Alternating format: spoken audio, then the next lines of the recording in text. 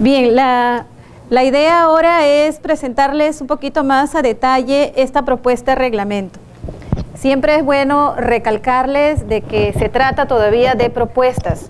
O sea, las siguientes propuestas, como dice, son todavía no están incluso en proceso de comentarios. Ya les voy a mencionar en qué fase.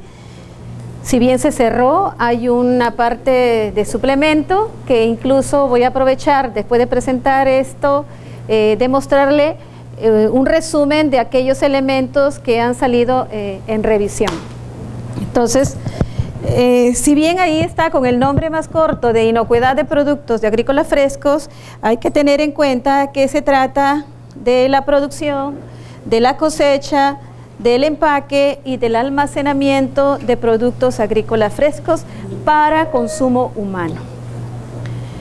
Esta propuesta, si bien salió en enero del año pasado, cerró sus comentarios en noviembre el 22 de noviembre. Entonces, esa es la propuesta original.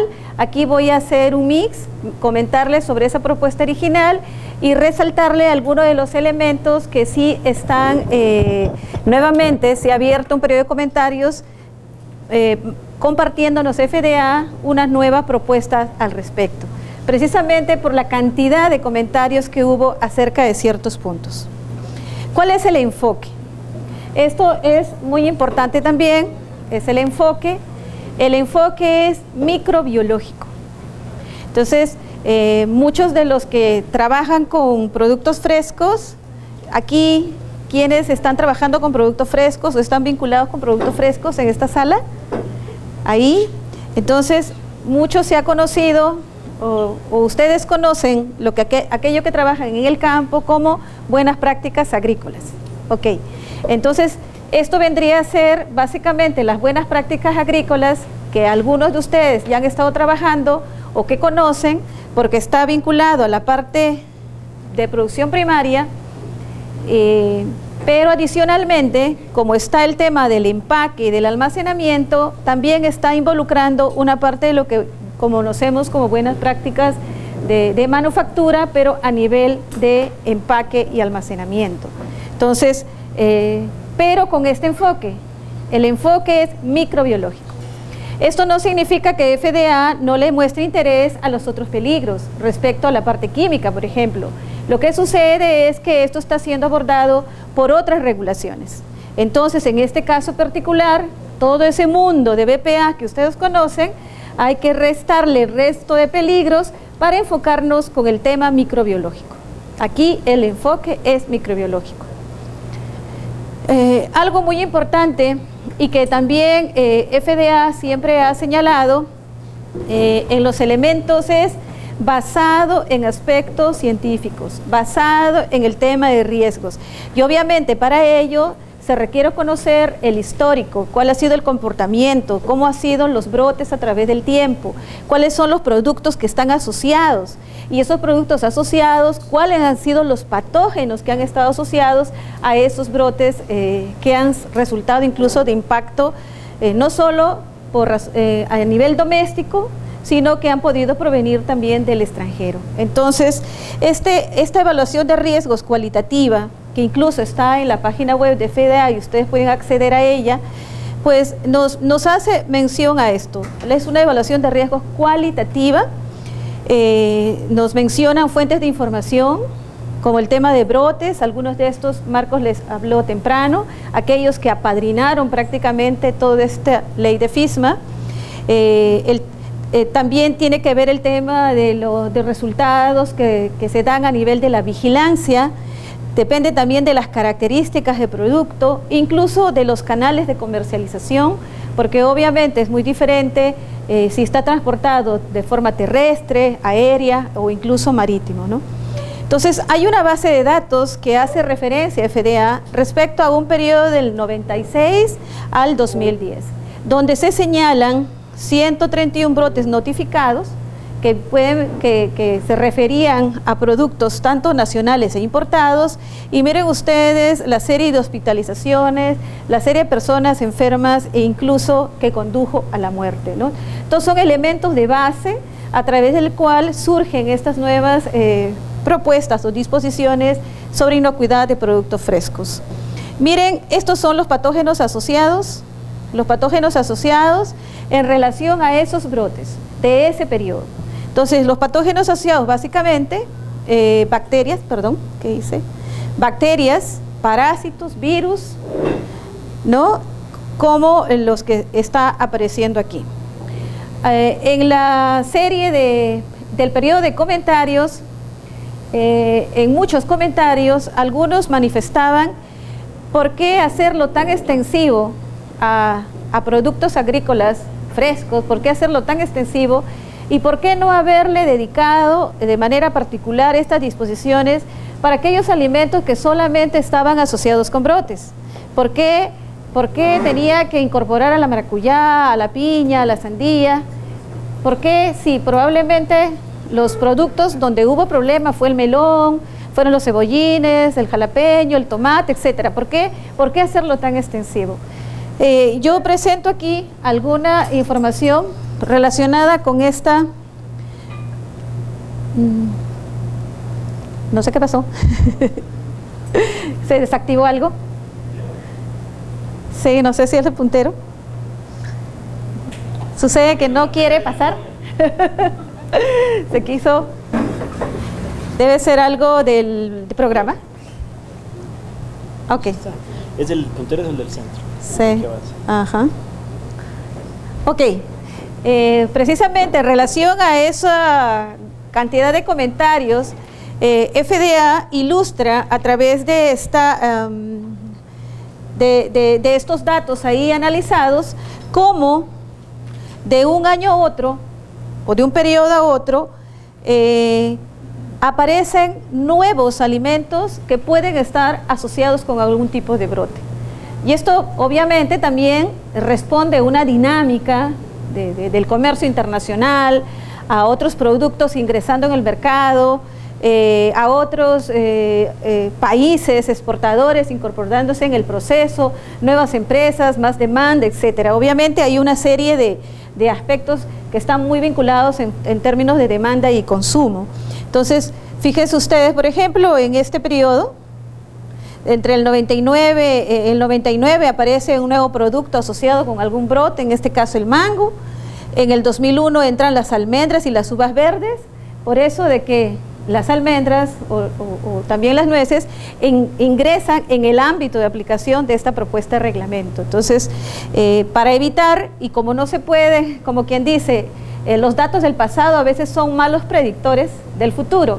Entonces, para eso se hace mucho más extensivo el tener no solamente a alimentos que hubieran estado asociados con brotes el pasado o actuales, sino también extenderlo a más productos agrícolas frescos. Esa evaluación de riesgos precisamente saca como resultados 5 rutas de contaminación. Y esto es sumamente importante de considerar, porque sobre la base de esas rutas de contaminación, de rutas potenciales de contaminación, se desarrolla toda la propuesta de reglamento.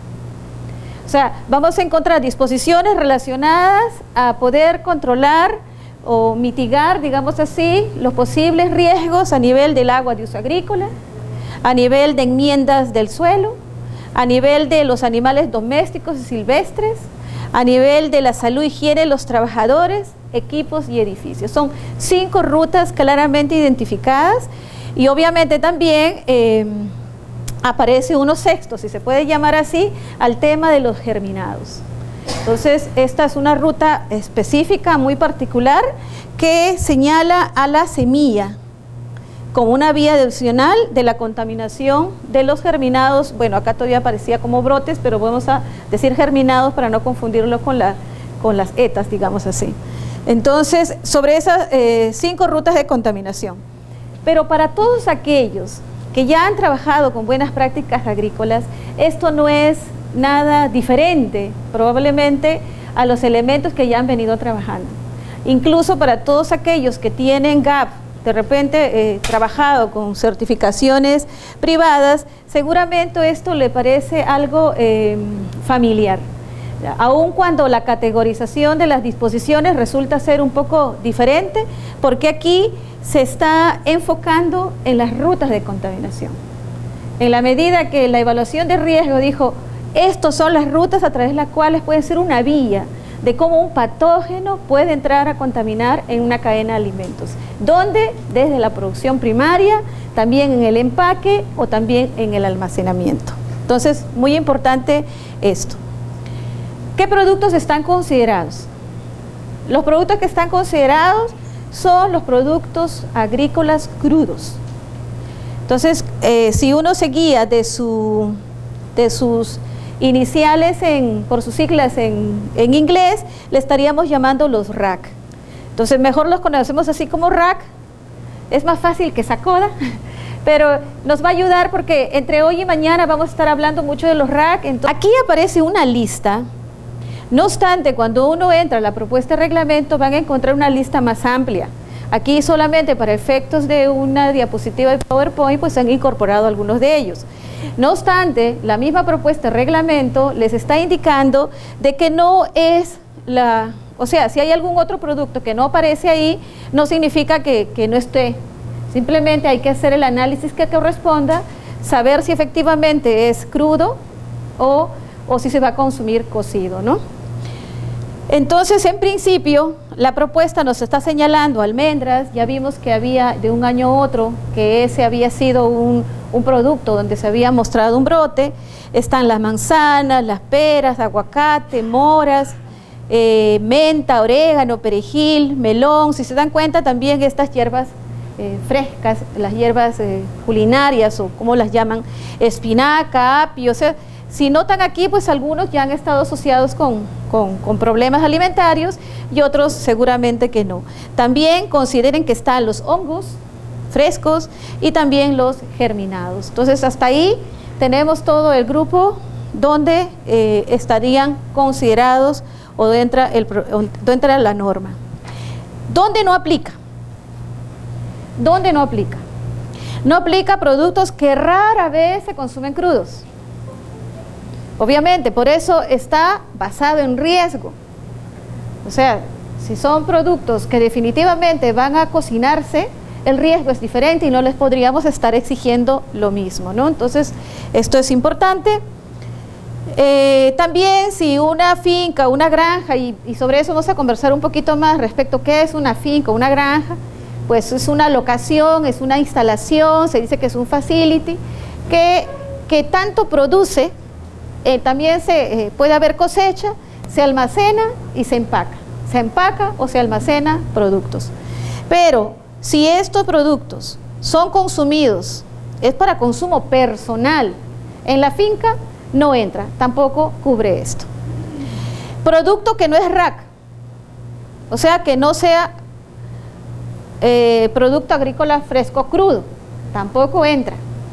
Productos que reciben un proceso comercial, o sea, un paso de eliminación a nivel comercial.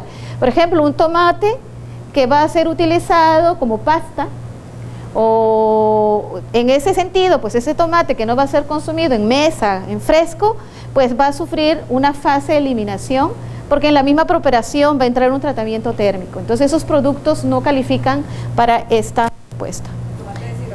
Un tomate deshidratado depende, o sea, si hay un paso, o sea, en este caso, si la deshidratación como tal la modifica, entonces, dependiendo del calor que recibe, pero si el tratamiento que recibe no la modifica en su estado, entonces no entraría.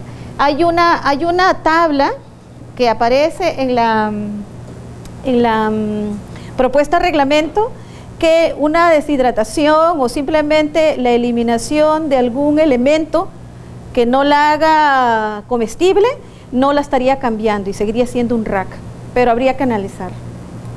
Sí, ahí hay una pregunta. No entraría. ¿Por qué? Porque las pulpas seguramente va a pasar por una pasteurización y todo lo demás. No entra ahí. ¿El camote, por ejemplo, entraría? ¿La papa? Se come cocida. Por eso, seguramente alguien dirá, no, que depende de la parte tradicional, de las costumbres, también se puede comer una papa rallada o algo así, pero como dice aquí es que raramente se consumen crudas, ¿no? Claro, en pulpas, si entran a jugos ya hay que tener HACCP si se trata de Estados Unidos, ¿no? Obviamente, para tener esa seguridad de que uno sabe que ese producto va a recibir un paso de eliminación de patógenos, pues lo que tiene que hacer la finca, la granja, es asegurarse de tener la documentación respectiva que garantice, que sustente, o en todo caso que le soporte, que lo ayude a él a dilucidar cualquier problema posterior, ¿no? De que este fue entregado con la idea de que iba a ser procesado. O sea, porque no vaya a ser que le den otro uso, pero cuando uno despacha un producto así, o sea, una finca despacha un producto así, tiene que tener documentación que efectivamente hizo la correspondiente entrega de su producto a sabiendas que iba a pasar por un proceso, ¿no? Entonces, esto es muy importante. Fincas con menos de $25,000 de venta promedio en los últimos años, estamos hablando pequeños, entonces tampoco entran en esta propuesta de reglamento. Ya vamos a ver incluso aquí un poquito la diferencia, a qué se refiere ese valor de ventas, que se lo voy a explicar, que ha sido ya una propuesta de cambio respecto a la propuesta original, ¿no? Hasta aquí la venta se refiere en la propuesta original al alimento que esa finca podría estar produciendo y poniendo a venta. ¿Qué es lo que no cubre? No cubre granos, además de los señalados, acá hay una lista de algunos de estos, además de los señalados, no cubre granos. Ya les dije, aquello que entra a un paso de eliminación posterior, tampoco. Tienen una clasificación, la propuesta de reglamento, hay una clasificación dijimos que las que eran menos de 25,000 están excluidas, una clasificación de muy pequeña y pequeña.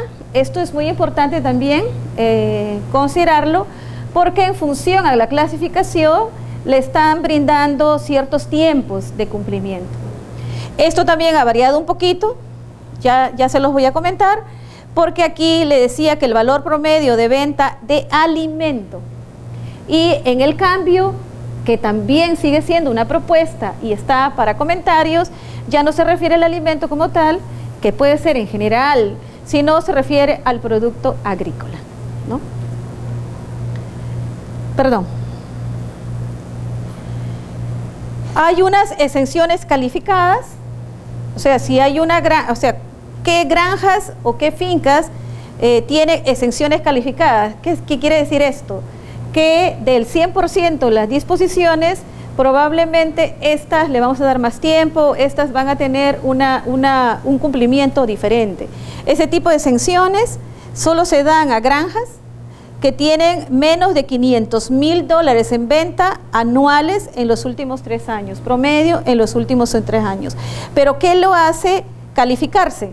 Lo que hace calificarse es que esta granja o esta finca está vendiendo la mitad o más a estos usuarios calificados. O sea, que esté vendiendo a consumidores directos, que es una venta directa, quiere decir que no va a entrar un canal de comercialización más amplia, o que esté vendiendo a servicios o restaurantes dentro de una distancia de 275 millas de radio, de donde está ubicada la finca. Entonces, cuando estos granjas venden, o estos son los usuarios calificados, entonces van a tener algunas exenciones específicas, que básicamente son en términos de plazo de cumplimiento, ¿no? Básicamente para agua o para enmiendas biológicas, como vamos a notar más adelante cuáles son algunas de ellas.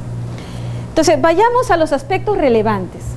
Estos son, voy a mencionarlos aquí, los aspectos más relevantes, porque después se les va a presentar una lista de verificación o una herramienta que ha trabajado el ICA con la idea de apoyar a que las empresas hagan su propia evaluación, como un diagnóstico para verificar cuál es su nivel de preparación o cuál es su nivel de cumplimiento, o incluso identificar cuáles son las brechas y dónde tendrían que incidir tanto en capacitación o en la parte de asistencia, y poder cumplir al tiempo este trabajo. Entonces, las disposiciones del reglamento. Entonces, aquí vamos a mencionar particularmente ruta por ruta de contaminación, cuáles son los aspectos relevantes. Por ejemplo, aquí, en el entrenamiento de empleados, porque dijimos que una de las rutas de contaminación está precisamente en el manipulador. Si no cuidamos de su higiene, si no cuidamos de su estado de salud, y que a través de precisamente de este manipulador, que puede estar en campo, en el almacenamiento o en el empaque, podría estar introduciendo patógenos y haciendo una contaminación de los productos agrícolas. Entonces, estas disposiciones, precisamente estos números, aparecen requisitos de calificaciones y entrenamiento de personal. Esto tampoco es nada novedoso respecto a las BPA, que ya algunos deben estar impulsando, trabajando. O sea, esto se conoce bastante bien. ¿Qué tenemos de particular? Y eso es pues bastante importante, sobre todo cuando ministerios o también los organismos que promueven las exportaciones necesitan incidir para ver qué es lo que se necesita cumplir en términos de entrenamiento. Primero, que hay que tener cuidado que todo el personal, no solamente el que he contratado de forma permanente, solo aquel el que le pago los derechos sociales o los beneficios sociales, no, se refiere a todo el personal, se refiere al personal temporal, al de tiempo parcial, a todos ellos tienen que ser entrenados, tienen que ser capacitados. Entonces, ¿cuánto tiempo, se pregunta uno, cuánto tengo que estar preparándolos? Tanto o lo suficientemente que sea necesario. Entonces, obviamente, esto significa que la capacitación, y tampoco sigue siendo novedad para los sistemas de inocuidad, de gestión de inocuidad, que la capacitación es permanente, continua, y obviamente evaluando su eficacia del trabajo y de la forma como se está llevando a cabo. Pero particularmente importante esto que aparece aquí, y si bien todos estos elementos nuevos obviamente significan muchos desafíos para los países, obviamente también hay que pensar, y sobre todo las entidades académicas, las entidades que promueven la exportación o la mejora y la inocuidad, obviamente también se abren oportunidades, porque aquí lo que nos están diciendo que al menos un supervisor o el responsable de la finca o de la granja tiene que haber completado el entrenamiento en inocuidad de alimentos, o también al equivalente, o sea, haber completado un currículum de entrenamiento aprobado por FDA o su equivalente. Entonces, todavía ese currículum no está publicado, eso todavía no está definido. No obstante, como nos mencionó Rachel temprano, existen una serie de alianzas, voy a mencionarles un par de ellas, donde ya han hecho avances interesantes respecto a la preparación de material de capacitación. Y incluso si ustedes acceden a esas páginas, ustedes pueden acceder a esos materiales de forma gratuita. E incluso una de esas, que es entrenamiento para entrenadores, capacitadores, incluso están completamente en español. Entonces ya hay una buena base que ya se puede empezar a trabajar con ello. No significa que eso ya sea el currículum aprobado, el currículum, pero no obstante probablemente sea una buena base de lo que va a ser y lo que se va a publicar. Siempre que hay unas disposiciones por cada ruta potencial de contaminación, vamos a encontrar que al final tenemos que mostrar que hay evidencia de lo que se ha hecho. Entonces, siempre vamos a encontrar que luego de las disposiciones que se plantean, hay un espacio relacionado a los registros o la documentación. Entonces, de la misma forma, si estamos entrenando, obviamente necesitamos esos registros de entrenamiento requeridos. ¿no? Esos registros tienen que estar disponibles. Y tenemos también otras disposiciones aquí que se relacionan con las prácticas de higiene para evitar la contaminación cruzada. Entonces, una contaminación cruzada que no solamente se puede dar por los empleados, por la gente que trabaja en la finca, sino también por visitantes. Entonces, hay protocolos que ya en las plantas ustedes aplican respecto al cumplimiento de conducta y de ropa, incluso de vestuario que tiene que tener un visitante. Entonces, de la misma forma también se pide a nivel de campo, ¿no? Entonces, porque esa también puede ser una forma de generar contaminación cruzada y llegar contaminación al producto. Veamos a otra ruta de contaminación. Otra ruta potencial de contaminación es el agua de uso agrícola. Entonces, el agua que utilizo en el riego, es el agua que puedo estar utilizando para enfriar el producto, para lavarla, el agua que puedo incluso utilizarla para transportar a través de unas fajas en una planta de empaque. Entonces, esos vienen a ser agua de uso agrícola. La FDA reconoce, y esto es muy importante, porque sobre esta ruta de contaminación surgieron muchos comentarios de diferentes lados, tanto del lado público o del lado privado también. Entonces, se reconoce obviamente que son numerosas fuentes de agua que están disponibles para los agricultores.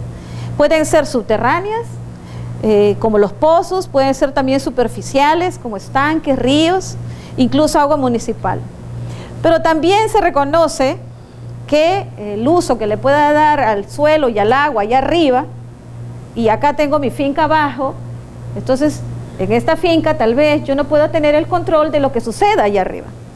Entonces, obviamente, tiene que mostrarse cierta flexibilidad al respecto al monitoreo y a la vigilancia que tiene que haber.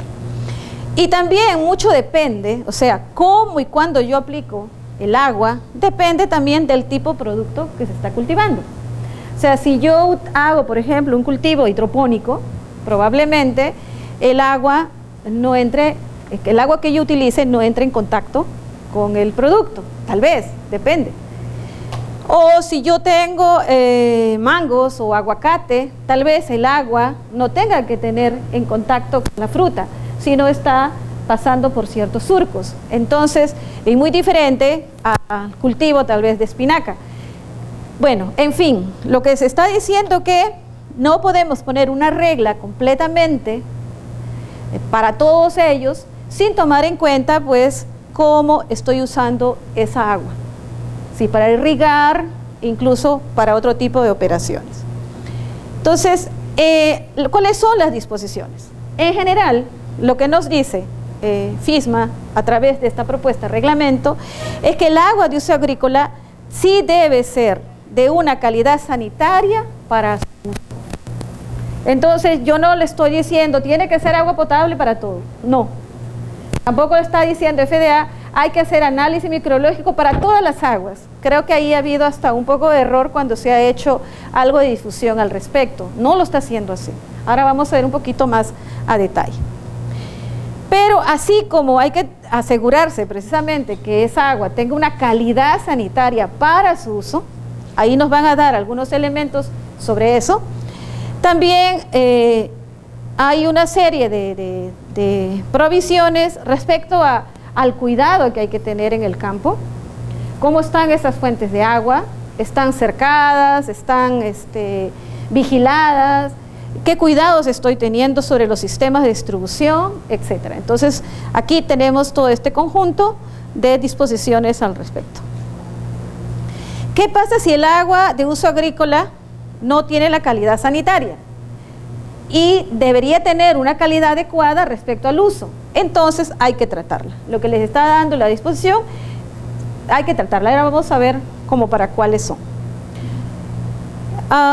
También hay una serie de requisitos de calidad del agua, incluyendo muestreo analítico periódico, a menos que se use aguas tratadas. O sea, si ya se está utilizando aguas tratadas, no se está requiriendo un monitoreo, porque ahí en la propuesta de reglamento les plantea incluso una frecuencia, en algunos casos, que a algunos sobresaltó y preocupó porque les decía 30 días o de cada 7 días durante ante el crecimiento del cultivo.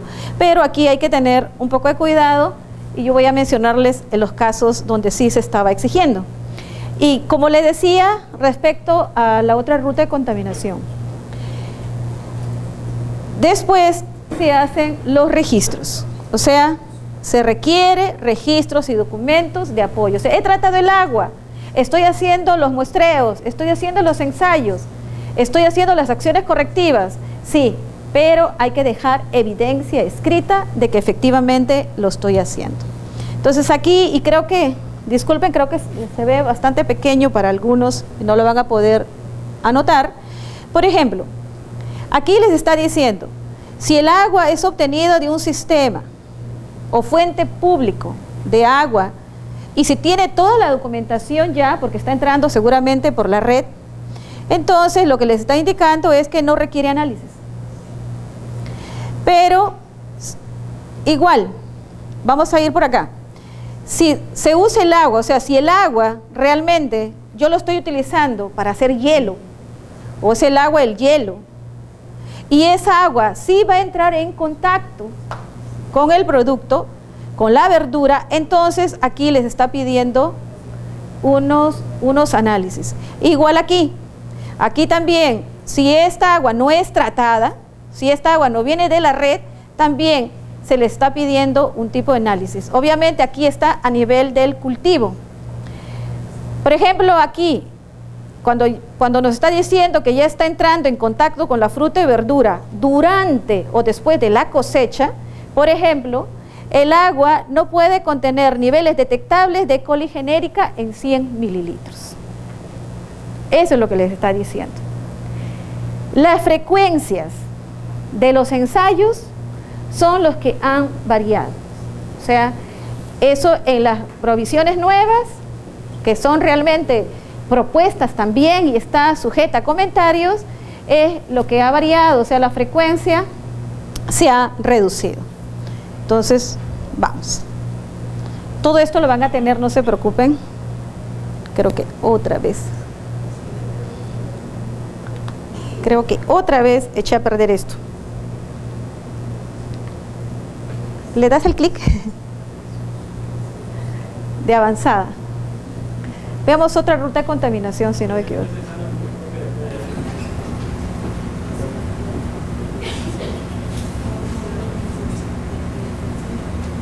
Sí, no sé, presioné algo que no corresponde. O la batería, tienes razón. No había pensado en eso. No, que aquí está corriendo, pero que no está el archivo. Ah.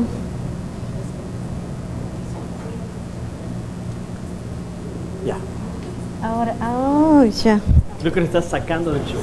¿Cómo será? ¿Qué será que presione? Son los mismos botones. Pues bien, esta es otra ruta.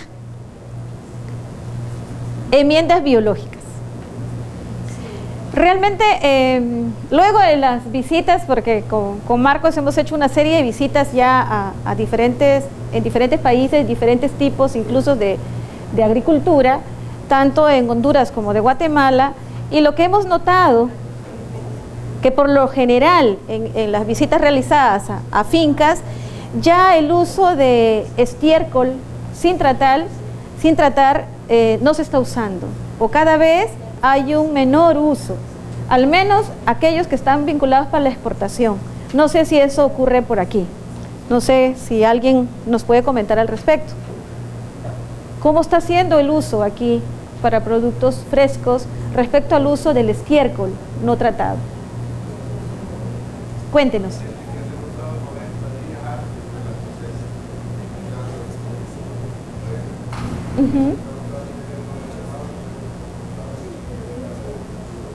Para agricultura orgánica. Aquí también hay un tema para la agricultura orgánica.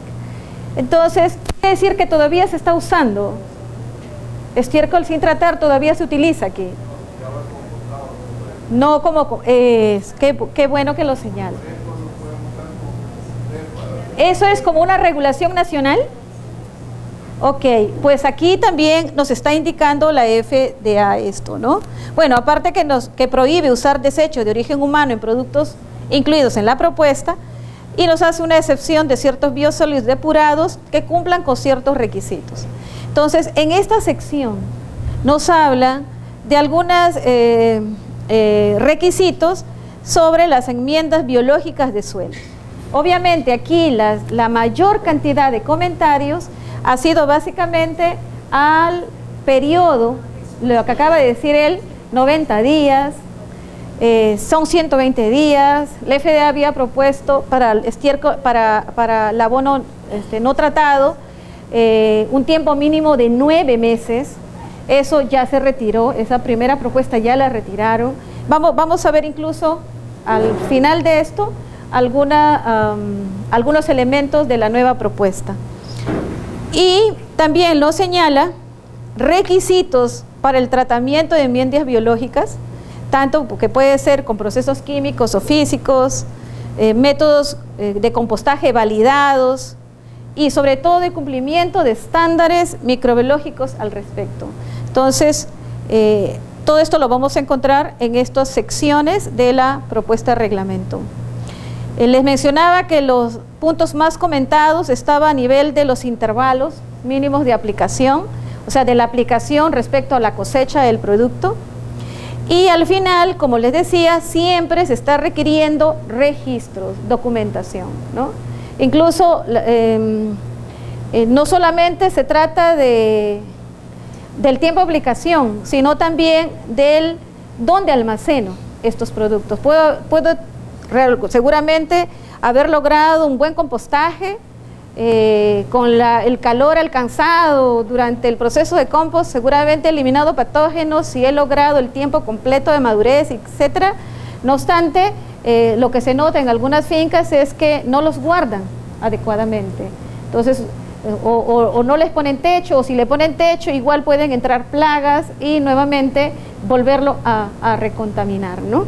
Entonces, sobre todo esto se pide registros, incluyendo documentación sobre la aplicación, fechas de cosecha relacionadas con esos intervalos de aplicación, también documentos de proveedores de enmiendas biológicas que hayan tenido de origen animal y que han sido tratados, si he hecho análisis y si tengo documentos de apoyo científico que me digan de que realmente hay un periodo natural de muerte de patógenos y que el intervalo que yo utilizo está probado y que no le pasa nada porque la condición en la que yo trabajo, baja presión, baja humedad, qué sé yo, si tienen esa información de respaldo, el agricultor también puede apoyar la práctica que está utilizando en términos de fertilización orgánica o no orgánica. Esta es la otra ruta de contaminación: animales domésticos y silvestres. No, la FDA no está diciendo que hay que eliminar a los animales. Esto lo ha recalcado bastante, incluso imagínense organizaciones conservacionistas indicándole al respecto, pero también hemos estado en algunas visitas donde, bueno, es que a veces pasa eso, que justo estamos nosotros más los inspectores oficiales y en medio del campo empieza a salir perritos, ¿no?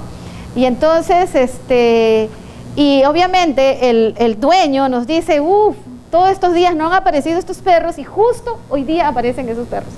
Y entonces nosotros le preguntamos, ¿y qué va a hacer con esos perros?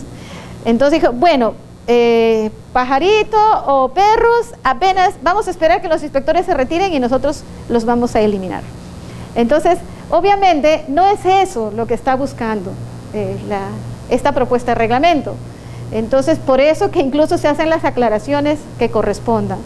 Lo que se debe entender, y para eso es que hay que capacitar mucho, hay que capacitar al cosechador, es que el cosechador debe tener clara conciencia, de incluso tener la capacidad de reconocer el tipo de contaminación sobre su producto. Entonces puede estar cosechando y puede estar encontrando heces, pero si no lo reconoce, si no sabe que se trata de heces de animales, lagartijas, y no sé qué tipo de animales silvestres puede haber, entonces no va a tener la capacidad de separarlo. los va a mezclar y los va a unir. Entonces, tiene que haber clara conciencia de esto. Obviamente hay que ahuyentarlos, hay que buscar la mejor manera, sin que esto significa que voy a acabar y eliminar a los animales que están en extinción. O sea, no se trata de eso, ¿no? Entonces, que no se malinterprete, pero obviamente hay que ser consciente. Entonces, no les está diciendo que no se permitan animales en el campo. ¿Por qué? Porque dependiendo del tipo de producción, es posible que en ese campo haya pastoreo, o tal vez como un elemento de trabajo se esté utilizando algún animal. Entonces, si este es el caso, lo que FDA les está diciendo es que deben tener en cuenta los tiempos de espera entre esa actividad de pastoreo, por ejemplo, y la cosecha. Se debe tener medidas también para evitar la introducción de peligro. O sea, es mucho sentido común. Lo que tienen que hacer es minimizar las ocasiones donde pueda haber esa contaminación precisamente por animales domésticos silvestres en el campo de cultivo. Actividades de monitoreo también en áreas que sean potencialmente afectadas, donde puede haber contaminación por animales en el campo antes de la cosecha. O sea, nos preguntaban en una finca, por ejemplo, ¿tengo que poner cerco perimétrico a todo? Entonces, nosotros le decíamos, no les está diciendo que pongan cerco perimétrico, pero si ustedes tienen formas de aislar y de controlar, es fabuloso. Pero particularmente importante señalarles que es posible que su reglamentación nacional sí lo pida. Entonces, lo mejor es que tiene que cumplir su regulación nacional. Recuerden, y esto hay que recalcarlo siempre, esto no está sustituyendo sus regulaciones nacionales. O sea, estos son elementos que probablemente pueden ser complementarios o adicionales a lo que ya ustedes aplican nacionalmente para asegurar su acceso al mercado, para asegurar que tenga un acceso y que los productos que ustedes están enviando realmente sean sanos, inocuos y seguros, ¿no? Esas actividades de monitoreo. Esta es otra ruta de contaminación. La ruta de contaminación relacionada a los equipos, relacionado a los utensilios de cosecha, a las cajas que utilizamos para poner los productos, las instalaciones en general, también los vamos a encontrar en estas secciones. ¿Qué nos indica? Pues obviamente que el requerimiento de equipo, utensilios que van a entrar en contacto con el producto que está involucrado, que cubre esta propuesta reglamento, pues realmente se lleven a cabo de una manera adecuada, que nos dice que tengan programas de control de plagas, cómo están los baños, cómo están las estaciones de lavado de manos, el cuidado que hay que tener con el tema de la remoción de la basura, la plomería, la distribución de agua, mantener registro, siempre, acuérdense, después de todos los requerimientos que se les ponen, mantener registros relacionados con la fecha y método de limpieza y desinfección.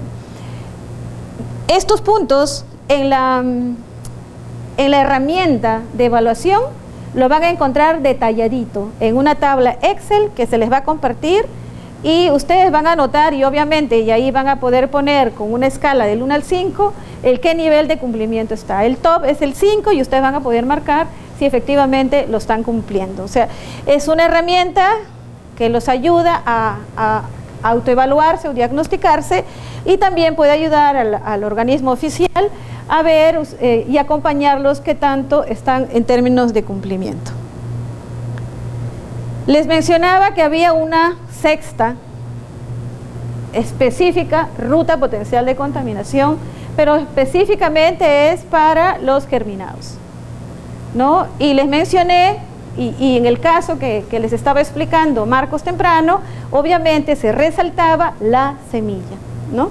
Entonces, por ello, hay disposiciones aquí relacionadas a las semillas para la germinación, de cualquier tipo de semillas que se utilicen para la germinación.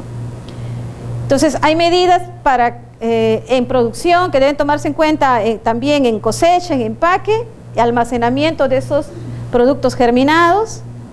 Sí les pone elementos de muestreo, particularmente para los germinados les habla de muestreo ambiental, les plantea también la propuesta de reglamento indicadores microbiológicos. Se entiende que los indicadores no siempre son perfectos, pero dan una idea del tipo de contaminación.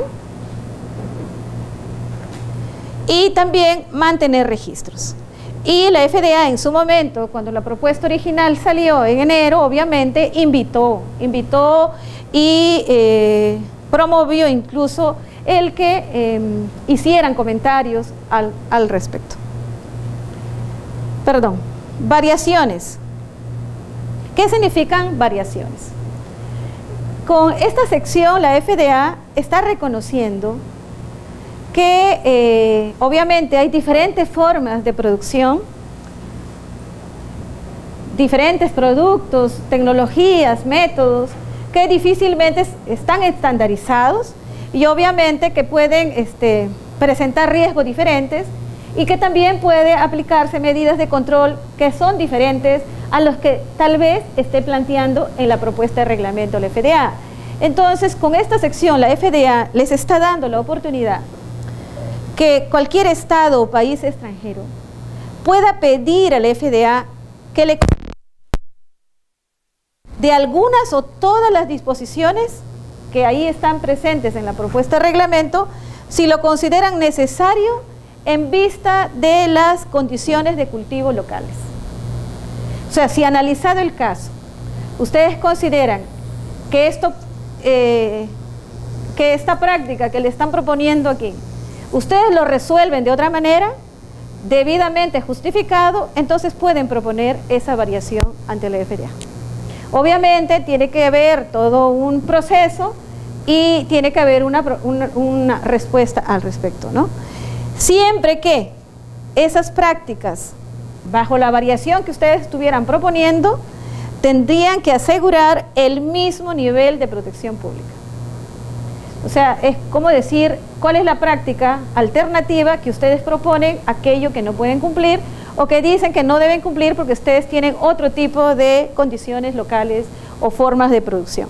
Entonces, si es que esa práctica es equivalente, si es que obtengo el mismo nivel de protección de salud, entonces se esperaría que la FDA aprobaría esa práctica o les concedería esa variación. Les mencionaba Rachel temprano de que para algunas propuestas de reglamento han salido un adicional, un suplemento, invitando ahora a comentarios de parte de los interesados. Este salió el 29 de septiembre, es súper reciente. Y así como lo ha sacado para esta propuesta de reglamento, lo ha hecho preventivos y otros que también se los vamos a comentar después. Entonces, la FDA para este que ha salido recientemente está dando 75 días. Esto se cumple el 15 de diciembre. Entonces, todos ustedes tienen nuevamente la oportunidad de comentar sobre estas nuevas propuestas. Entonces, ya no se aceptan, lo dijo Rachel claro temprano, ya no se aceptan comentarios sobre la propuesta original, sino sobre estas nuevas propuestas que, claro, están modificando la propuesta original. Suena un poco enredado, pero bien. Y los puntos más comentados, incluso, ustedes pueden entrar en la web y descargar el documento que dice en rojo, dice que está marcado en rojo. Y es el mismo documento que estaba en la propuesta original con control de cambios. Y pueden distinguir exactamente, está en color rojo, todo lo diferente, tachado y lo agregado. Entonces, ese documento es importante porque ustedes van a poder hacer el comparativo, qué es lo que se está cambiando. Entonces, aquí solamente un resumen de esto. ¿Ya? Perdón. Entonces, les mencionaba que una de las rutas de contaminación más comentadas fue el tema del agua. Y precisamente Ahí es donde la FDA, con los cambios que está proponiendo en la propuesta, o sea, son propuestas de cambios a la propuesta, está indicando que estaría dando mayor flexibilidad a la prueba, los ensayos de la calidad del agua. Les dije yo de que esa frecuencia la está reduciendo, está proponiendo esto. Está indicando que hará varias revisiones relacionadas con la calidad microbiológica, no para los brotes ya está lo que está definido.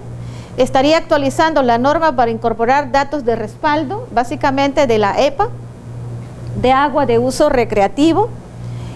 Y además, en este punto, para aquellos agricultores que no cumplan inicialmente con la calidad microbiológica del agua,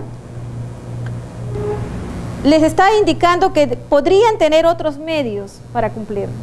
Les está indicando que probablemente lo que se puede variar es el establecimiento del intervalo de días entre el último riego y la cosecha.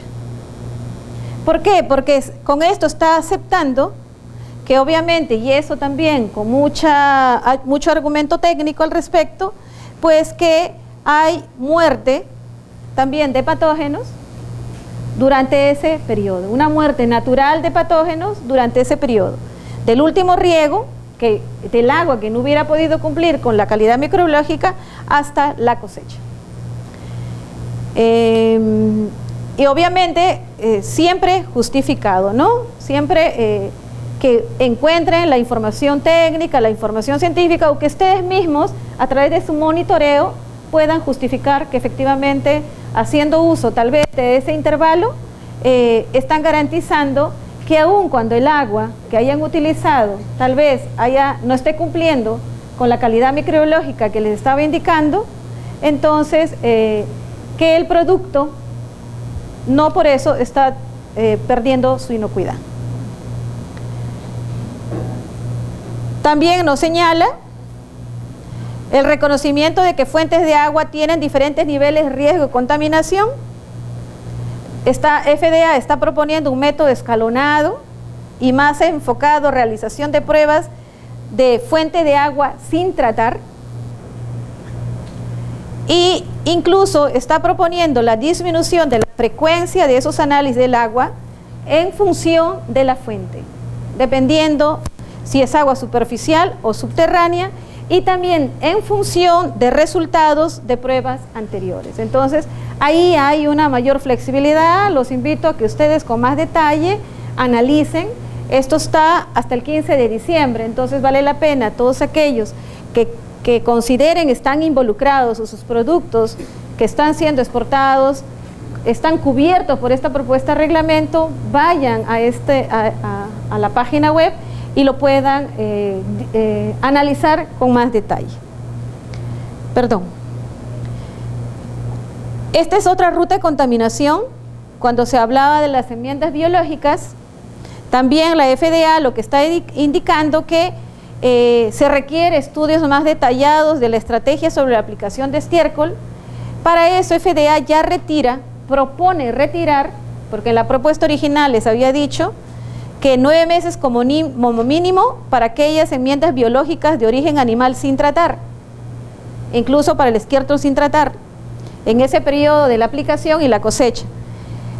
Les dio 9 meses, pero con esta propuesta nueva les está retirando esos 9 meses. Lo que FDA no está haciendo es ponerle un nuevo valor.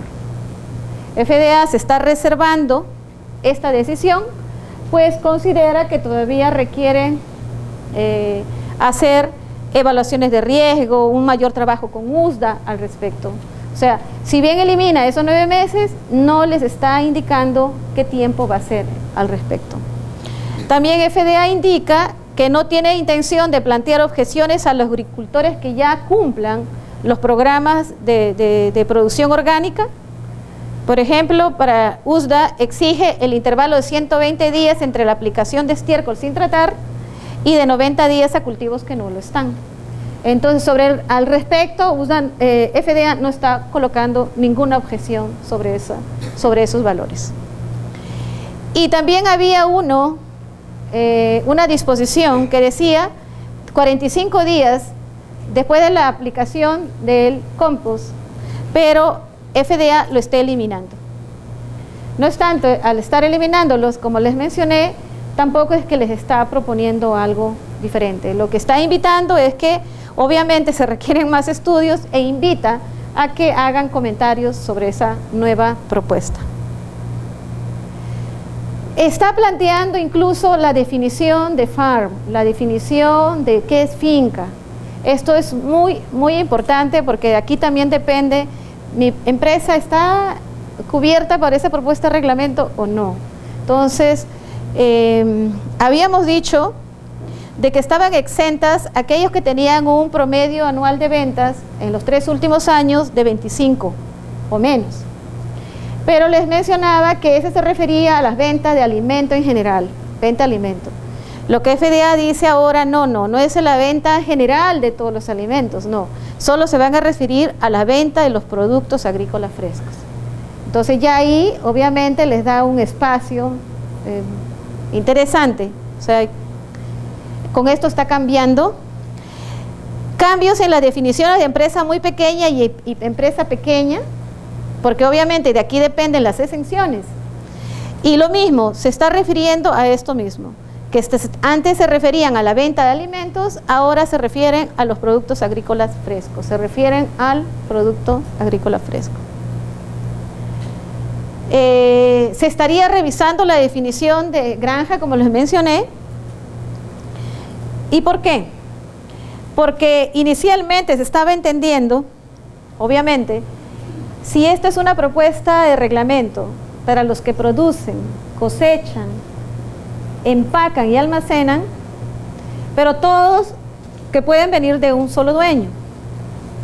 Pero ¿qué pasaba con aquellos que empacaban y almacenaban y que puede ser de otra granja, que no necesariamente de su campo de cultivo? Entonces, la propuesta original indicaba que esos que estaban empacando y almacenando de otra granja, de otro campo de cultivo, esos tenían que inscribirse, tenían que pasar por el registro y etcétera. En cambio, aquí habría un cambio, porque lo que se está diciendo que estos, que solo porque almacenen productos agrícolas crudos o empaquen productos agrícolas crudos cultivados en otra granja diferente, entonces ya no se exigiría a ellos la inscripción de una granja como instalación de alimentos. Ellos inclusive, y eso también cambia un poquito, si cambiamos acá, obviamente se cambia el de controles preventivos, me refiero a los de BPM, porque se estaba diciendo que estos ya fueran por controles preventivos, pero no, con esto lo que se está diciendo que estos también deberían estar sujetos a esta propuesta de norma de inocuidad de productos agrícolas. Entonces vamos a ver, por eso que este cambio es interesante. Este cambio es interesante y es importante que los países analicen esta nueva propuesta de cambio y emitan sus comentarios.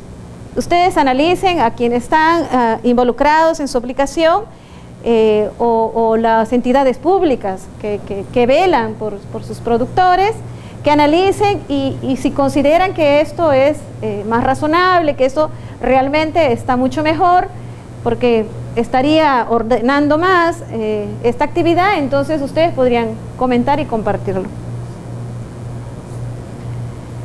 Hay una mayor aclaración del retiro de exenciones, porque FDA tiene la autoridad de poner exenciones y le puede decir, bueno, a esta finca le vamos a dar una exención calificada por las razones que ya dijimos adelante, pero si cometiera, o sea que el producto, habiéndole esa exención, no estaría cumpliendo o se pone en riesgo la salud, obviamente el FDA también se lo puede retirar. Lo que está diciéndose aquí, al darle una mayor aclaración, es que obviamente hay que notificar a esa granja que yo le estoy retirando, le puedo dar cartas de advertencia, les puedo dar aviso de retiro, etcétera. Hay formas de mencionarla y darle un espacio, una vez la granja notificada, darle un espacio a que esa granja incluso su respuesta, indicando, incluso considerando las medidas que está adoptando, ¿no? Y adicionalmente también se establecen procedimientos para restaurarla, o sea, el hecho de que yo le quite una exención, también la puede recuperar y disponer de procedimientos de cómo hacerlo. Esta es la aclaración que yo le decía sobre la parte de los animales silvestres. La aclaración lo considera importante FDA para evitar la mala interpretación de los agricultores, que como la ruta de contaminación, los animales silvestres, entonces no se vayan a acabar con el último quetzal que exista, no se vayan a acabar con los animales. O sea, no es eso lo que se está proponiendo. Entonces, esa aclaración se considera importante. Fechas de cumplimiento. Fecha de cumplimiento, por eso que era importante saber quiénes son pequeñas, quiénes son muy pequeñas. Prácticamente, miren, una vez que esto se ponga vigente, prácticamente todas, a diferencia de las pequeñas, de muy pequeñas, tendrían 2 años para cumplir con la mayoría de las disposiciones. O sea, ya vamos a entender por qué se dice la mayoría, no con todo. 2 años para cumplir las BPA, digamos así, con BPM de campo, pero adicionalmente, para el tema de agua, de muestreo y registros, les dan 2 años adicionales después de haber cumplido estas. O sea, una finca muy pequeña, ¿cuántos años tendría? ¿De cuánto acá esperaríamos que esté cumpliendo con la totalidad? 6 años. ¿Y todo el resto de fincas?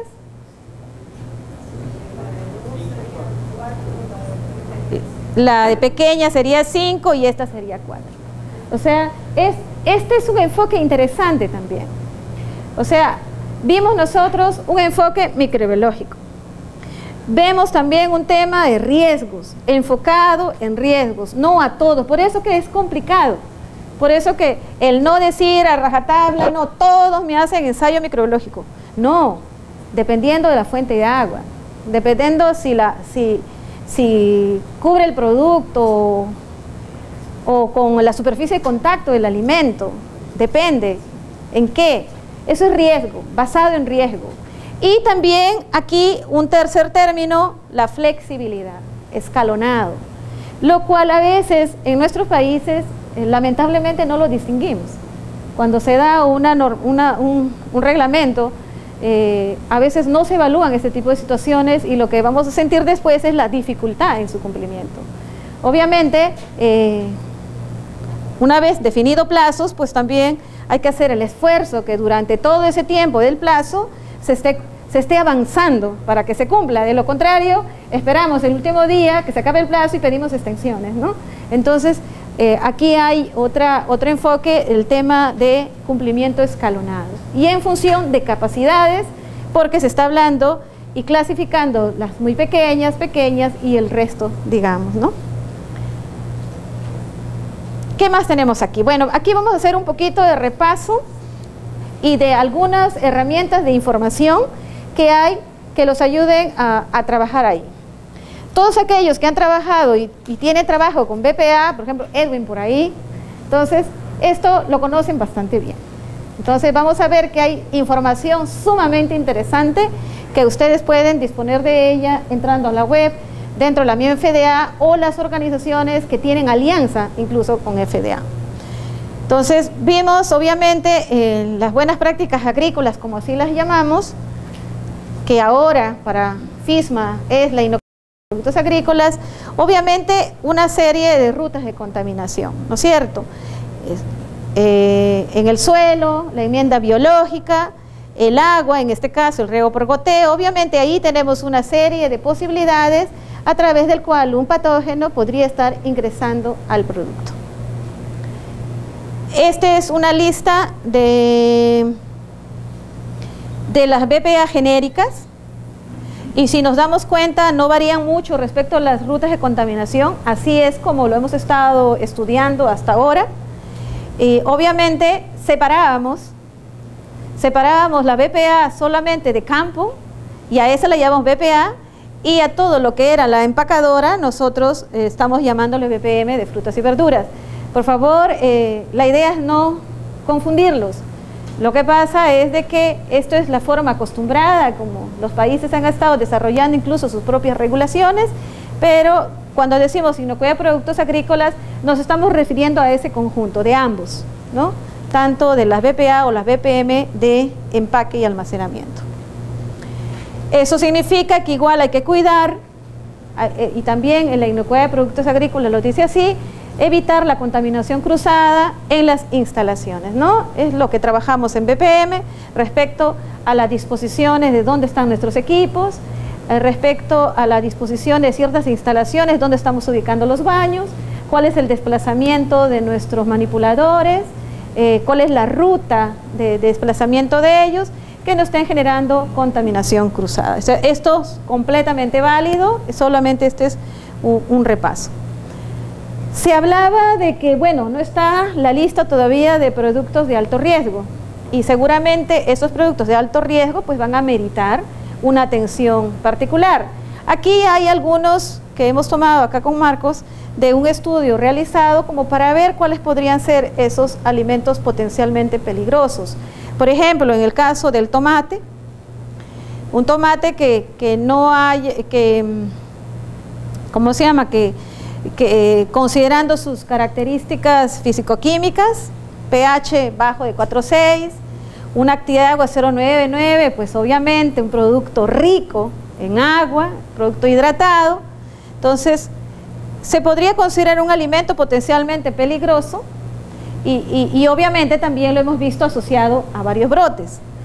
El salmonela, por ejemplo, en el caso pues del tomate, podría darse el caso de la introducción o la contaminación, ya sea por manipulación o ya sea por la fuente de agua, etcétera, ¿no? Y pues inclusive esta podría ingresar hasta dentro de la pulpa, ¿no? Entonces no es que tenga cáscara y con eso ya exacto. O simplemente si está contaminado y a veces uno dice no, pelándolo ya resolví el problema, ¿no? O porque si esta ya ingresó, porque si tiene el tiempo también, obviamente, y las condiciones para reproducirse, entonces obviamente nos va a generar un problema después de consumirlo. Los melones cortados también pueden ser considerados un alimento potencialmente peligroso. Obviamente su pH va a variar y en función de la variedad. Ustedes saben que un producto, mientras más ácido es, pues obviamente le está dando menos condiciones a que un patógeno, en este caso, pueda desarrollarse más. No obstante, su actividad de agua es bastante elevada y entonces presenta una condición particularmente interesante, ¿no? Nosotros sabemos que el melón tiene cáscara, igual podríamos pensar, no, que por qué los productos con cáscara no deberían ser igualmente tratados como si fuera una pera o un producto cortado. No obstante, la experiencia y los estudios que hacen al respecto nos dicen también algo diferente, ¿no? El agua que estoy utilizando para el lavado, seguramente el primer minuto que yo arranco mi lavado, seguramente tengo el agua 200 partes por millón, 100 partes por millón, y es agua excelente para trabajar. Pero en esa misma agua estoy pasando, ya pasó una hora, y aunque creamos y le estamos cambiando el cloro y todo lo demás, obviamente la cantidad de materia orgánica que hay al respecto, y ahí pasando los mismos melones, obviamente también podríamos estar dando una situación favorable para una contaminación, si no tenemos un claro control del agua, ¿no? Entonces sabemos que bacterias y precisamente en los microorganismos, frente a unas condiciones adversas, obviamente los microorganismos saben que unidos hacen fuerza. Entonces, una estrategia adaptativa de supervivencia es que formar unidos, o sea, formar películas, los biofilm, y con ellas se hacen más fuertes, y incluso los procesos de desinfección resultan a veces ineficientes si no tomamos esto en consideración. Entonces, si forman biopelículas, resultan ser más complicadas de eliminarlas, de removerlas, y particularmente si además de formar la biopelícula, obviamente empiezan a internalizarse. Esta es una foto microscópica de una biopelícula, cómo se va formando en melón.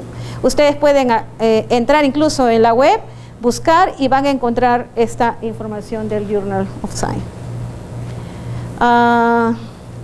Les estaba hablando del ejemplo del caso de los melones, de esa infiltración.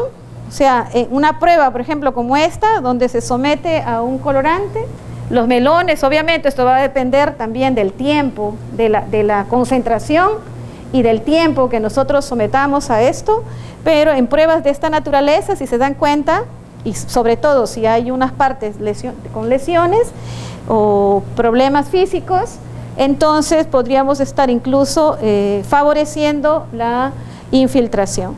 Entonces, esta, como vemos, puede tener cáscara, pero si se trata de un patógeno, también puede ingresar y contaminar la pulpa, ¿no? Y así nos podemos estar enfermando. Los brotes crudos, ya hablamos, las semillas de brotes.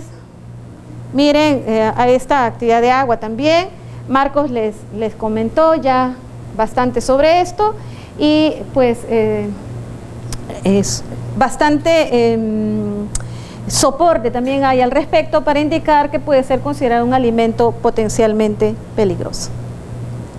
Ustedes pueden entrar a estas páginas y van a encontrar ustedes mayor material y mucha información muy rica que realmente vale la pena, y en algunos de los casos los encontramos incluso en español. Los invitamos a que ustedes puedan revisarla. Esta es la guía para reducir al mínimo el riesgo microbiano, muy popular, yo sé que es bastante popular para aquellos que trabajan ya con productos frescos. Igual, esto está incluso desde el año 98. Entonces, ¿cuál es la diferencia entre esta guía y lo que está aconteciendo con la propuesta de reglamento? Es que hasta ahora esta guía, y particularmente las disposiciones que ahí están contenidas, siempre han sido de carácter voluntario.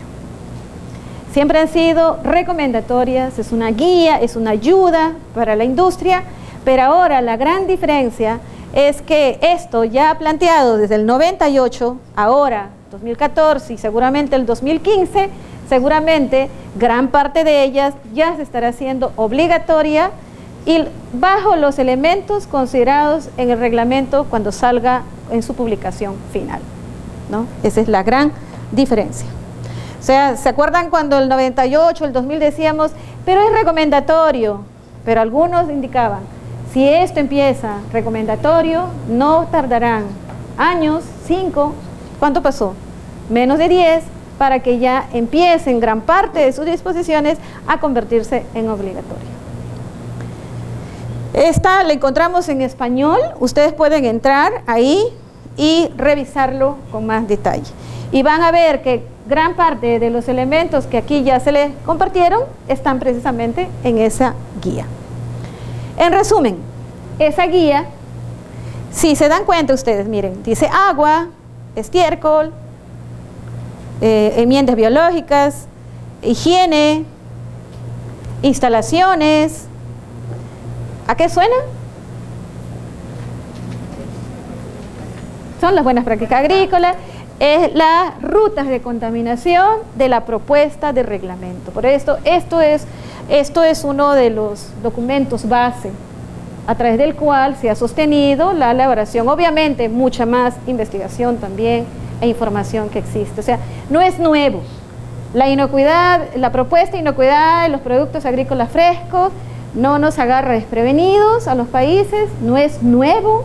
Esto ya se ha venido trabajando bajo un mecanismo de guía, bajo un mecanismo de recomendación, y bueno, hay algunos países que ya han hecho y tienen reglamentos de buenas prácticas agrícolas, algunos con más enfoque o más fuerza para exportación, pero ya hay países pues que han avanzado también al respecto, ¿no? Tenemos el tema de agua. Esta guía divide, y vamos a ver para los materiales de capacitación.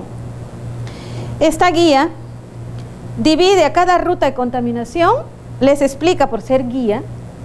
Primero les dice dónde está el riesgo microbiológico. Les explica todos los puntos dónde está el riesgo.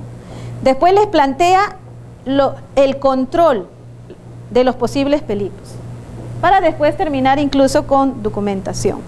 Entonces aquí les habla sobre el agua de uso agrícola, sus condiciones generales, obviamente depende de la fuente, el análisis microbiológico del agua de uso agrícola, qué características debe tener el agua que se está utilizando para el procesamiento, para el lavado, qué productos químicos antimicrobianos se están usando, el agua de lavado, las actividades de enfriamiento. O sea, todo eso está ahí. Yo paso ya más rápido. Sobre esta ruta también, miren, el control de los posibles riesgos y antes, obviamente, la identificación de cuáles son los riesgos. Siempre. Obviamente, por eso es una guía. Cuando ya hablamos de una propuesta de reglamento, nos vamos directamente a las disposiciones. Por ser una guía, nos da una parte teórica de cuáles son los posibles riesgos para después lograr el control. A nivel de la salud e higiene de los trabajadores también, cuáles son los posibles riesgos microbiológicos y cuál es el control de los posibles riesgos. Y aquí todos los elementos que ustedes tienen. También sobre instalaciones sanitarias, el excusado y lugares donde se deben lavar las manos. Si no tenemos una lógica adecuada de dónde ubicarlos y cómo remover también los desechos que salgan de estas instalaciones, a veces el remedio puede ser peor que el problema original. O sea, hay que tener mucho cuidado de ese trabajo. En algunos casos son instalaciones permanentes que las ponen ahí, en algunos casos son temporales, en otros usan el alquiler o contratan servicios, pero hay que tener mucho cuidado de cómo disponemos esto. La cosecha, obviamente, ahí está el tema del manipulador, el tema de los materiales de empaque, de las cajas que se utilizan, a nivel de empacadoras, las instalaciones mismas. Aquí ya entraríamos, si bien en la guía está y lo que conocemos como BPA, también algunos lo conocen como BPM, ¿no? El tema del transporte también es un elemento que está incorporado aquí. También la rastreabilidad, particularmente importante cuando se pueda tratar de un tipo de retiro o deslindar responsabilidades. Entonces, todos estos, miren, si bien les he hablado un poco de los frutas y vegetales frescos, ustedes en este link pueden encontrar para tomates, para vegetales en hojas, para melones, para los germinados, nueces, ¿no? Y pueden ustedes entrar a la web y consultar cada uno de esos documentos de acuerdo al interés. Obviamente, mientras todavía no se constituía en una posible reglamentación y al ser una guía, ha habido siempre mucho interés de los clientes, los supermercados, de estar exigiéndoles una serie de requisitos sobre BPA basados en esa guía, algunos basados en el Global Gap, y entonces surgieron desde ese entonces pues muchas ofertas y servicios de certificación de BPA y todo lo demás. Y como no había un documento oficial, sino solamente guías o pautas recomendatorias, entonces pues uno puede notar que hay una proliferación de diferentes protocolos. Entonces, y le resulta hasta a veces más complicado para un exportador cuando no están como definidas los requerimientos y tal vez un comprador, un supermercado me pide un protocolo, el otro me pide otro protocolo y puede estar sometido a diferentes auditorías. Entonces, en tanto eso sucedió, la misma industria se unió, en este caso, la misma United Fresh, organizados, sus miembros, entonces trabajaron e impulsaron una armonización. O sea, así como el Global Gap trabajó por el tema de Europa, clientes, supermercados, tratándose de unificar un solo protocolo, pues aquí también, y sacaron pues este gap armonizado, incluso avalado por GFSI. Y también ustedes pueden entrar a la página y ver que hay una serie de guías. Nosotros le vamos a mostrar acá. Por ejemplo, esta es una para la parte de operaciones de campo y cosecha. Y particularmente esto está recién tomado, o sea, esto es lo más vigente que hay para la parte de operaciones de campo. Y miren, particularmente importante, y sobre todo para aquellos que trabajan con sistemas de gestión de inocuidad. Miren, ¿qué es lo primero que les piden? Obviamente esto no es que esté, esto lo mostramos para que ustedes vean que hay muchas herramientas de información, incluso que pueden apoyar su trabajo. ¿Qué les pide un sistema de gestión de inocuidad? ¿Qué les pide primero? ¿Cuál es el primer requisito cuando uno trabaja con inocuidad o de calidad? La política. O sea, un compromiso, que haya realmente un compromiso explícito de que efectivamente en esa planta se están jugando por la inocuidad o por la calidad.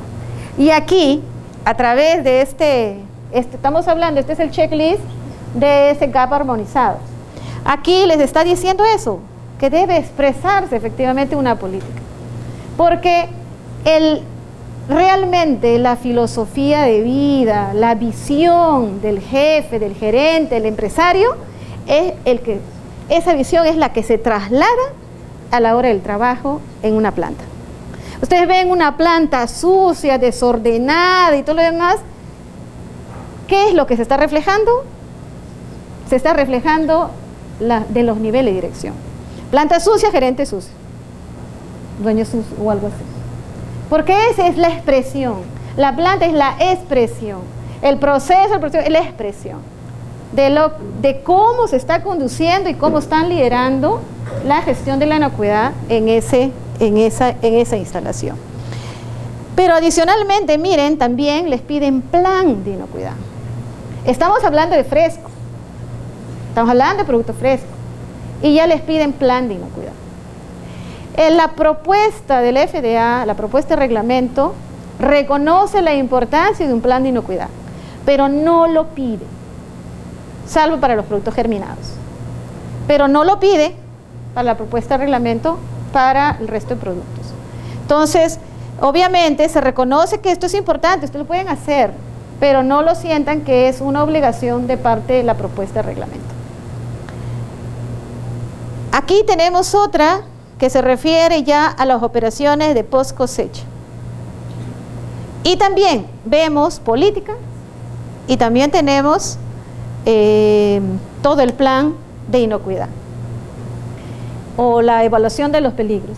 Entonces, miren, obviamente cuando vemos checklists separados, lista de verificación separadas, estamos imaginando pues operaciones separadas. Pero también nos dan aquí una tercera opción de una lista de verificación combinada. Esta lista de verificación combinada, este enfoque prácticamente es como el que se va a presentar la herramienta después de esta presentación, donde tenemos ambos, tanto las operaciones de campo como las de empaque y de almacenamiento. En este caso, el GAP armonizado tiene esta posibilidad, es una serie de preguntas, como un checklist que ustedes deben estar familiarizados, y sobre eso pues se mide el nivel de cumplimiento, ¿no? Aquí tienen ustedes una página sumamente interesante y materiales también que ustedes pueden descargar de esta alianza que temprano nos dijo Rachel sobre el PSA. Esta es una alianza tanto de FDA, USDA y la Universidad de Cornell. Como ustedes notan aquí, o algunos tal vez, o los de adelante pueden notar, aquí se les está diciendo que esta alianza está desarrollando el currículum, un currículum nacional para mejorar el entendimiento de las GAP, de las buenas prácticas agrícolas. Entonces, ustedes pueden acceder a ella. No les estoy diciendo, no les estamos diciendo que este va a ser el currículum que tienen que estudiar todos. Pero todavía hasta que el reglamento final no se publique y no se publique este currículum aprobado. pero ya con esto ustedes tienen elementos con los cuales pueden estar trabajando. Entonces, miren aquí, hemos descargado algunos de estos. Por ejemplo, en este currículum aparecen los 5 objetivos de aprendizaje. Sobre identificar acá las rutas más comunes. ¿Cuántos eran? ¿Cuántas rutas de contaminación? Hemos hablado tanto de esas rutas de contaminación. 5. ¿Cuáles son? El agua. Agua. Enmiendas. Animales. Personal. Semilla, un sexto. Semillas para el caso de los germinados. Equipos, instalaciones y todo. Oh, vamos bien. Entonces, miren, acá identifica las 5 rutas de contaminación. Obviamente hay más elementos. Para dar ejemplo, miren cómo los categoriza. Es muy interesante desde el punto de vista académico, porque en el módulo 1 habla de la salud del trabajador, la higiene y los controles preventivos, ¿no? Miren, vamos a ver esta estructura para todos. Les dice cuáles son los riesgos, después cuáles son las buenas prácticas, las acciones de monitoreo, qué acciones correctivas y registros. Y así todos los módulos van a ser estructurados de la misma forma. Perdón, muy rápido. Para enmiendas de suelo, igual, riesgo, las buenas prácticas agrícolas, qué acciones y estrategias de monitoreo hay al respecto, por eso ve la temperatura, la gestión del compost, acciones correctivas y registros. Y esa misma forma lo vamos a tener en todos los otros módulos. Ya lo paso más rápido. Esta era una ruta de contaminación potencial. Animales domésticos. Aquí hay una división de 4.1, 4.2 para el tema del agua, porque hay agua para poscosecha, para el manipulación y la sanitización. Y tenemos el módulo 6, que es cómo se desarrolla un plan de inocuidad a nivel de una granja, a nivel de una finca. Entonces, los invitamos realmente, aquí tienen bastante trabajo, aquellos que tienen interés en desarrollar esta parte, ya lo pueden ustedes incluso trabajar, incluso empezar a desarrollarlo. Aquí hay otra herramienta de información que también los invitamos a analizar, a revisar. Descárguenlo, esto está en español. Este es de una alianza, GIFSAN, FDA y la Universidad de Maryland. Y miren ustedes, como les decíamos, esto no solo está cargado de desafíos, sino también está cargado de oportunidades. ¿Cuál es la relación con la academia que hay? ¿Cuál es la relación, el trabajo que podrían hacer los organismos oficiales de trabajar con las entidades que brindan capacitación, las entidades que trabajan esto? Si ven las dos alianzas, esta y la anterior son con universidades. Entonces ahí hay una asociación muy importante y en este caso es un manual de entrenamiento para entrenadores, lo que ustedes llaman un manual de capacitación para capacitadores, ¿no? Y lo tenemos en español también. La anterior no la tienen en español todavía, pero esta está en español, es excelente. Trabájenlo, realmente está buenísimo este documento. Acá, perdón. Todo este material se les va a dejar a ustedes. Así que ustedes, si entran aquí, en GIFSAN, Internacional GIFSAN, y ustedes lo van a encontrar. Este es de entrenadores. Este de entrenadores, obviamente, es para entrenadores, obviamente tiene elementos adicionales para la gestión del entrenador.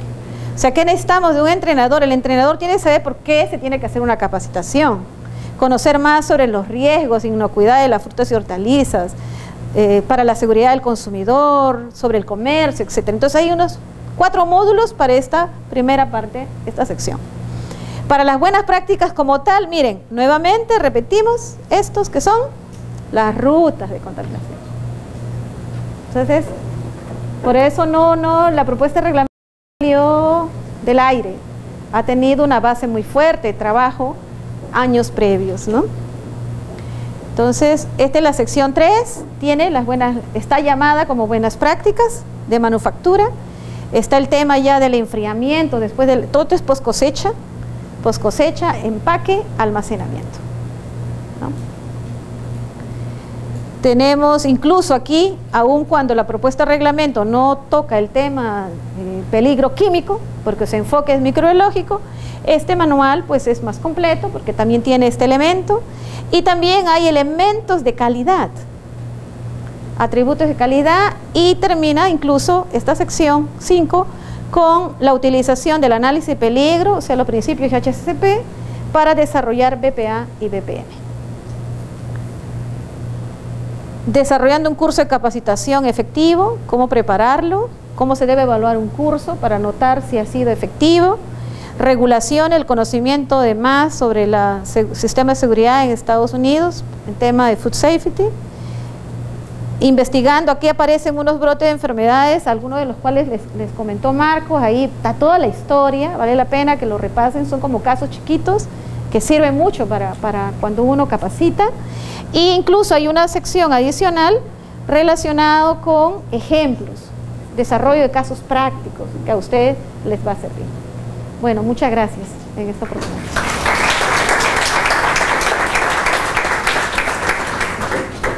Perdón, no les pregunté.